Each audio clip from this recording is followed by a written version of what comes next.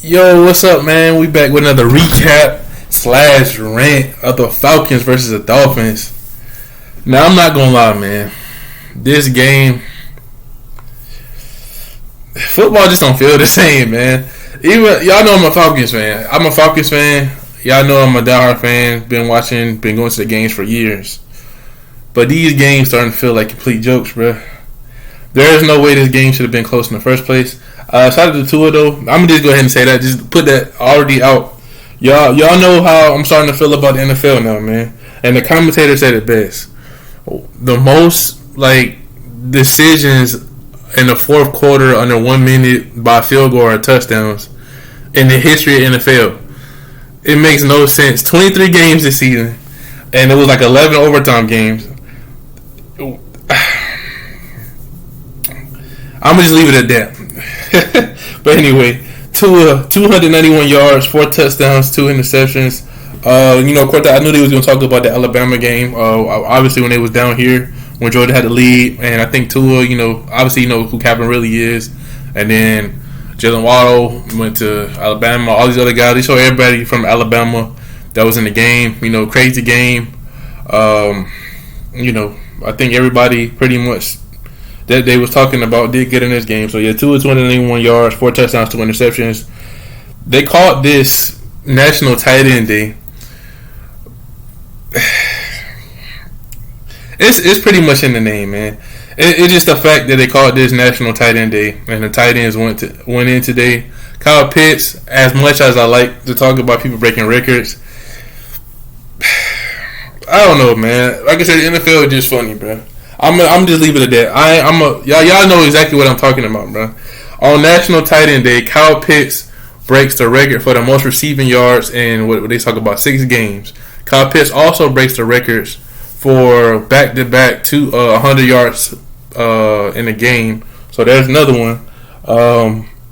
Mike Gesicki, 7 receptions, 85 yards and a touchdown for the Dolphins. It was just pretty much a tight end day. Matt Ryan went off. I'm all over the place with this one, but I'm just thinking it was just pretty much tight ends, man. And the number 8s, it was just 8s and tight ends, man. Kyle Pitts was going crazy. Number 8, Micah Gesicki, 88. Dez Bryant had a commercial, 88.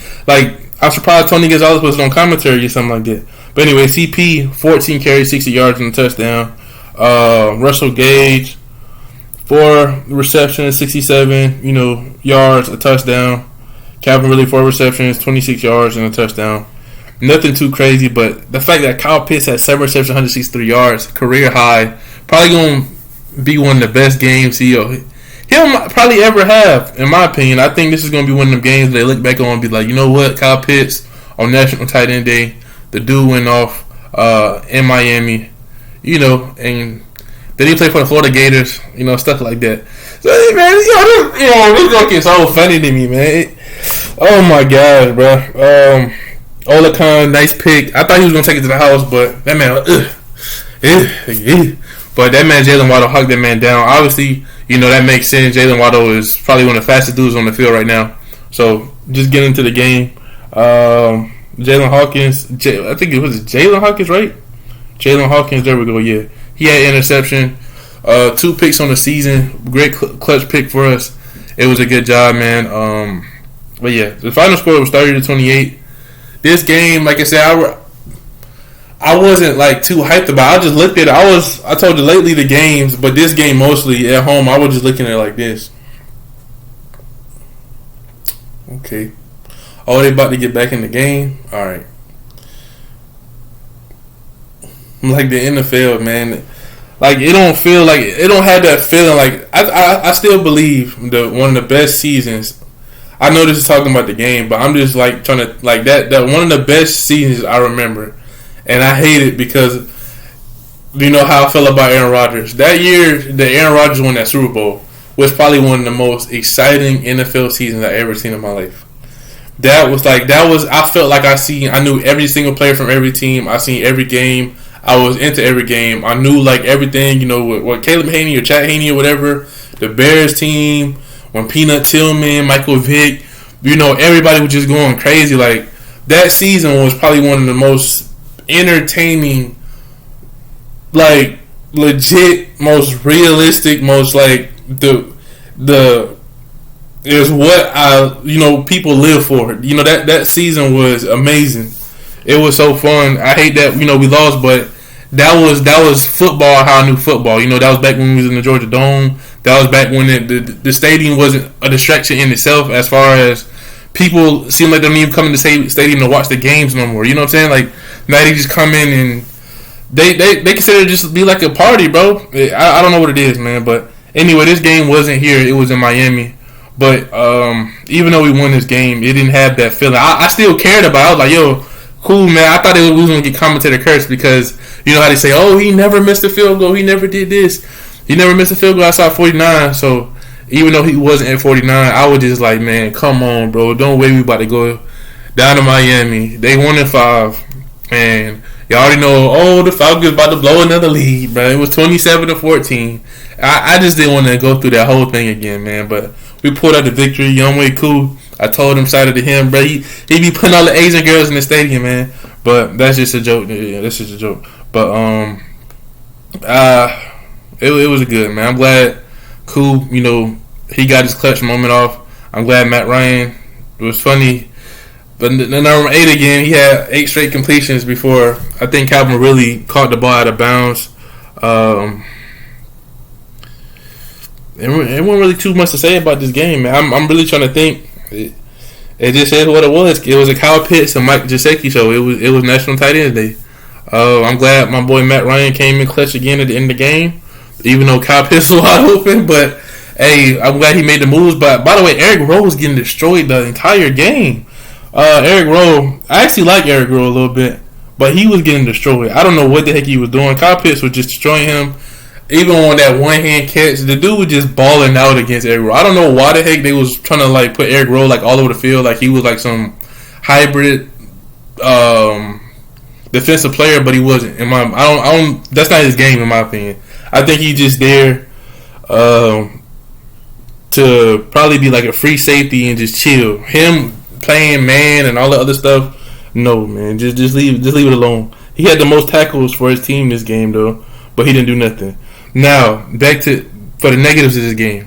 Y'all know I'm a Falcons fan, bro, and I keep talking about this man every week.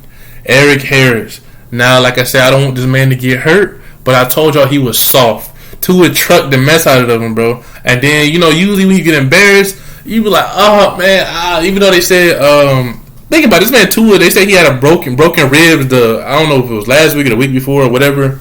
And he just trucked this dude. And now he talking about, like, the dude trucked him so hard, he gave him his old injury. Like, that's how, like, Eric Harris, bro. I understand you babysitting in the field. You got a contract. You probably got more money than, me. So, you know what I'm saying? He got way more money than I do. You know what I'm saying? But he's successful. He doing what got to do. He makes the NFL. But, dude, get your stuff together, man. Like, what are you doing out there? You getting exposed every single week. Eric Harris, either you barely missing the ball, you doing this, you doing that. Last week or whatever that other week, that was probably his best game. But he seemed like he always that one extra like second away. This one he was right there, missed a tackle. He could have stopped the dude. The other plays, when I forgot who he was playing against, he was right there to pick the ball up, but he was like an inch away. The dude is like, you got to start doing something, man. Like, I don't know what you're doing, but you got to start doing it. I told y'all, I still think Jalen Hawkins should be starting at free safety. Deron Harmon should be starting at strong safety. Of course, AJ Terrell. And then on the other side, who else we got? I know we got Fabian Monroe, TJ Green. I don't think we got what's that man's name that we had last year? Dang, I forgot his name, guys. Did he play today? Let me see real quick. Okay, we got Dean Olicon, Richard Grant. Definitely not Richard Grant. Okay. Copeland, TJ. I guess we don't have it no more. I think it was Darquise. No, I don't think we got Darquise no more. Unless he hurt or something like that. But TJ Green, nah. I guess, yeah, it would just have to be Eddie Terrell and Fabian Monroe, because these other dudes seem like they don't know what the heck they doing, man. On the D-line, that Ogunjobi dude, I think his name, Ogundeji. Nice sack. Did he get a sack? Right, he got a sack. They didn't call it the sack?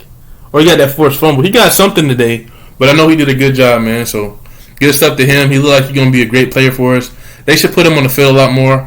Honestly, like, the guys they should put on the field is, like, Tootie, Grady Jarrett, this dude, Odin Joby, and Tyler Davidson. If they go with a line like that, they'll be straight. I don't know why they don't allow the people that's going crazy in the game to like really start and just go in. Like Olakon, Deion Jones, you know what I'm saying? Them two should be on the field like at the main time, and those guys that making plays on the D line should be out there. And like I said, Jalen Hawkins, Deron Harmon, not this Eric Harris dude, not TJ Green out there and all this other foolishness. Richie Grant is doing all right too. I like him. You know, young guys. Let the young guys play, man, because they seem like the ones that actually want to do something. Deion Jones, you know, doing a great job, doing good blitzing. You know, I know he's more of a pass coverage guy, but the dude been blitzing his butt off, man. So that's good to see. He's been doing a great job. So yeah, this game it wasn't nothing too crazy, man. Tua threw 2 picks, like I said, Olakon and Jalen Hawkins. Matt Ryan, that pick. Xavier Howard's a dog. I will say that Xavier Howard's a dog. 24 picks since he came in the league in 2016. That's great. That's great. If y'all didn't know, I think like Deion and them was up there in like the 50s, or like Asante Samuels and up. The fact that this dude only been doing this for like a few years, and I think even back then he didn't really play a lot. Like they said, he's been hurt. So the fact that this dude been hurt a lot, or you know he wasn't like. He didn't really get his chance to shine until like probably the year after or 2 years later. This man has been going on. So shout out to Xavier Howard, one of the best corners in the league. Very underrated guy because they don't hear about him. I know you hear about like the Jalen Ramseys and even the Shermans, or right now I think his name Diggs from the Cowboys. Dude been going crazy. So put some respect on this man Xavier Howard's name. So player of the game. For them, of course, you got to give it to Mike Gesicki. Player of the game on offense for us. Got to give it to Kyle Pitts on their defense. I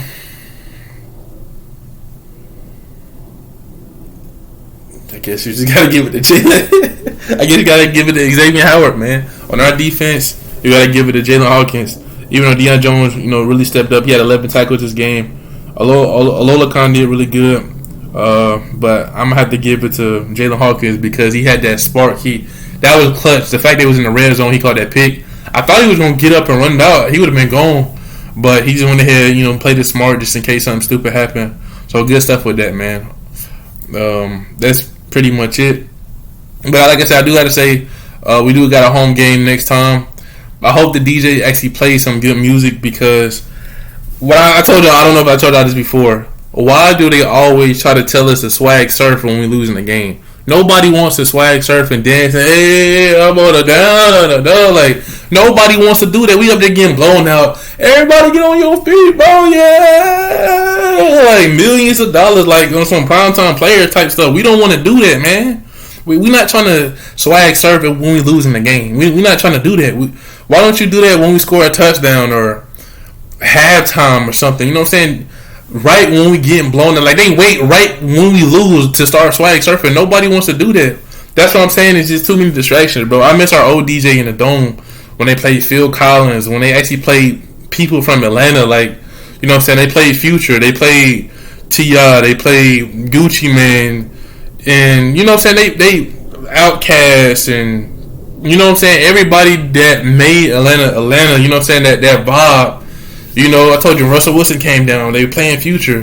When Cam Newton came down, when we made a big play, we was the ones dabbing. You know what I'm saying? Migos. I haven't heard no Migos in the stadium at all. You know what I'm saying? So they better start playing better music. And the thing is, like, I'm a huge fan of like Maroon 5 and Adam Levine and all them boys. But they be playing stuff like soft music, like love music during the football game. Like I love the song Daylight. Because in the daylight, like, bro, like, why are you playing that at the football game? Like, do that during halftime or whatever. Not when somebody makes a play. You know what I'm saying? And it seemed like the only person they know is like Young Dro. Like that No Roof song. I like it, but I'm getting tired of it. Like, don't make no rules. Like, I'm tired of that song, man. Play something else. They acting like he the only dude from Atlanta. Or, Welcome to Atlanta is a classic. You can keep playing that. I mean, they're going to keep playing that forever. But, dude, please change the music up.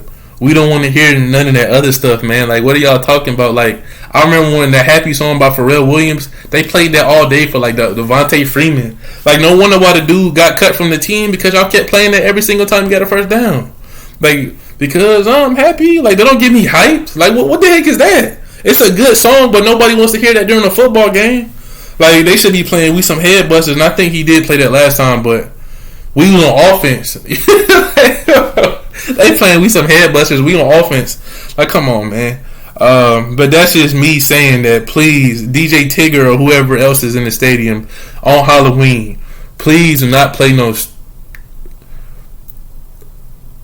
I don't even know how to put... Please do not play no soft music. I don't care if they do some hard rock. I don't care if it's AC/DC or Motorhead or, you know what I'm saying, some rock stuff. Like, do something, man. We need football music. We need hype music. We need something. You know what I'm saying? I don't hear no Young Thug, no nothing. Like, I understand the balance, but play something that, everybody will vibe out to. Like, it's already too many distractions enough in the stadium. When we winning, do the dance stuff when we winning. Don't always do that when we losing, because it just makes it seem like, bro, do they really care about winning or just all the show? You see what I'm saying? It seems like when they do it, it's always, oh yeah, I hope y'all enjoyed yourself. I just hope y'all had a good time. Like, the commentators aggravated me from this last game we just played when they was like, oh, the NFL is entertainment. No matter what team you root for, it's always going to be a good game. Like, nobody wants to hear that, man. I want to see somebody get blown out. Like, when I'm watching the game, when I'm watching football, I want my team to just eviscerate the other team. I don't want to see all these close games all the time, because then it's not exciting, because it's all the time. Nobody wants to see that. I told you, all these Monday night games, Thursday night games, this game, all these close games, 23 close games, 11 overtime games. Nobody wants to see that junk every week. It's the most in history. That junk is, who wants to see that? Nobody wants to see. I understand when you watch it, like, oh, that was a good game. That's cool. I understand it's an entertainment thing, but it's still sports. It's supposed to be competitive. I want to see somebody get blown out. You know what I'm saying? You rarely see that nowadays. That's why I was surprised at the Super Bowl last year. It seemed like Tom Brady the only person that can blow somebody out. You know what I'm saying? Like, somebody needs to get blown out, man. I want somebody to get obliterated. Like, I want the coach to get fired at halftime. That's how I feel about it. You know what I'm saying? I want somebody to get deleted on some Matt Hardy type stuff. And I'm getting hyped because I'm just thinking about it, like, how much the NFL has changed so much, man. Look, this whole bull crap that they got going on now is just funny. The Falcons are a way better team than what our record is. Miami, usually we lose against them, but, it is what it is. This game shouldn't have been on 30-28. We should have blown them boys out. Gesicki shouldn't have been wide open like how he was. Kyle Pitts, I don't believe on some of that stuff. He should have been wide open as how he was, but like I said, he was coming home back to Florida. I'm glad we trying to start to use Hayden Hurst a lot more than what he was, but it is what it is, man. And I'm glad to see CP, man. CP is probably my favorite player on the team. Dude is doing a great job for us, man. That touchdown, I feel like I got to get his jersey. I've always been a fan of Cordell Patterson. He's been a great player. I can't wait till he finally get a kick return, a punt return for us. But it's funny that Matt Ryan always say sometimes when he see Cordell Patterson, he thinks about Roddy White because he sees the dreads and he sees 84. So when he throw it to him, he be like, I think he called her Roddy White. It was funny. I seen the interview. He said sometimes like he be really thinking that's Roddy White because how much a connection they had and stuff like that. But hey, he's been I was funny about somebody using 84, but CP, I'm glad he living up to the number. He living up to the vibe, and I'm glad that he's taking that number and he's the best player on the team for us right now. So that's good to see. So next week, we'll see what happens, man. I have no idea who we play next week. I'm always that type of guy for some reason. But this Dolphins game, let me know what y'all think, man. Do y'all think it should have been close? Y'all thought we was about to fold? I really did. Like I said, think that we was about to miss that field goal because that's how the commentators do it. I was nervous. Now that did make me nervous. I was like, we probably gonna go down here and score. But when they kept talking about how he haven't missed games, that junk kind of threw me off a little bit. Okay, we play against the Panthers on Halloween here. Sam Darnold, Christian McCaffrey. I don't know if Christian McCaffrey is gonna play. I don't know if he's still hurt. But Panthers, I told you, I'm usually never worried about them. Last year we lost against them for like the first time in like 7 games. But that was good old Dan Quinn, But the boys out of here, so I don't expect us to lose against the Panthers. I've never seen the Panthers a threat ever. So yeah, the Panthers, that whole keep pounding stuff, bro. Get the heck out of here, man. We're gonna rise up and we're gonna go ahead and beat them on Halloween. So I'll see y'all in the next one. Let me know what y'all think. Like I said, I ain't trying to, go too crazy, but let me know what y'all think. Do y'all think the NFL is different than how it used to be? I know it's different penalties. I understand the whole safety stuff, but it just seems like something off, man. It don't have that vibe. It just seems, like I said, integrity, man. That's all I'm saying. It's cool to watch. I'm a sports guy, obviously playing football. It just seems like, I don't know, man. It just seems something missing. Something is missing. I don't know if we need new commentators or, they need to bring Gus Johnson back and commentate some games. It just needs to feel more organic, bro. It seemed like bullcrap. It seemed like I don't know. But that's just me. So see y'all in the next one, man. I'm out.